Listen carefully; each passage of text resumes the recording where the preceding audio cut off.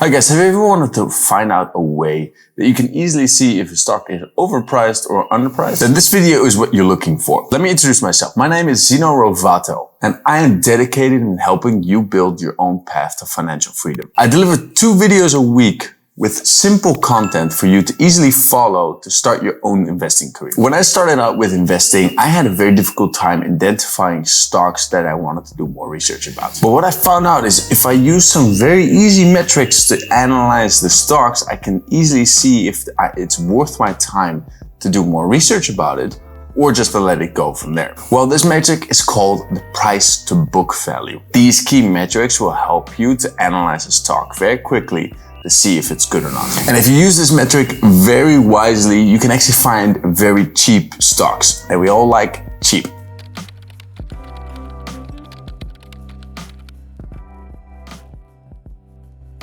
The price to book value is basically a value to see what you pay for the equity that's within the company. The book value is basically what the company owns in assets minus the liabilities, and the value that remains, that's what's called the equity, and that is also the book value. Let's say you have a house of $100,000. Within this house, you have a debt of $60,000.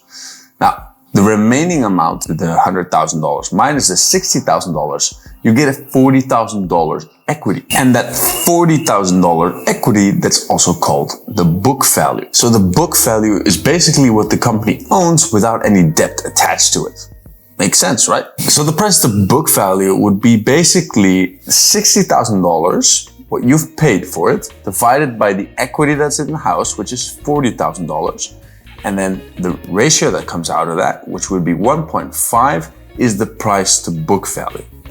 So basically what you're doing is you're paying 1.5 times for the price of the equity that's in the house. And a basic rule of thumb that I follow is that I never want to pay more than 1.5 times the price to book ratio. So in general terms, when the price to book ratio is above 1.5, that's considered overpriced in my terms. But when it's under 1.5, I considered it something that I want to analyze more and see if it's actually undervalued or not. But let me stress one thing. There are a lot of companies that do not have a good price to book value, but they're still good companies. These are companies that don't own anything.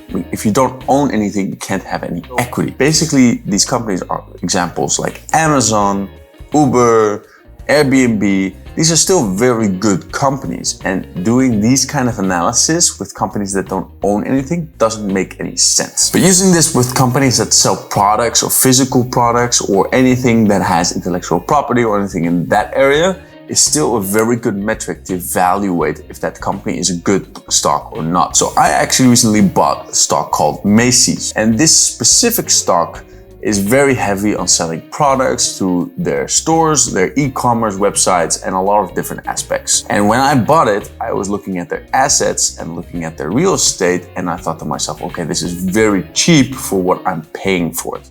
And just to bring that back to the example of the house, let's say I would buy that for a price to book value of 0.25, where in the past I would have paid $60,000 for that house. Now I'm only paying $10,000 for that same house. So if I would have a house value of $100,000 and there would be a debt of $60,000 on there, I would only have paid $10,000 to buy that entire house. So in my eyes, I just bought the house, or in this case, the stock, at an extreme discount because this company has a lot of real estate and a lot of products that they still need to sell. And I don't think, looking at further analysis, that they're at risk of going bankrupt. Now, of course, you don't only want to look at the price to book value. This is just one metric of many that you can easily assess if a stock is worth it or not. I'm going to be linking another video right here where I'm going to be talking about the price to earnings ratio, another very important metric to easily see if a stock is overpriced or underpriced. And another video that I'll be placing next to that are 3 key aspects I check on the balance sheet to make sure that this company has a very strong balance sheet before investing in it, just to make sure that they don't get into bankruptcy. Both of these videos are videos that I highly recommend for you to watch and move forward with on your own investing career. So if this is of interest for you, please subscribe to the channel, smash that like button and leave a comment if you have any questions about investing yourself.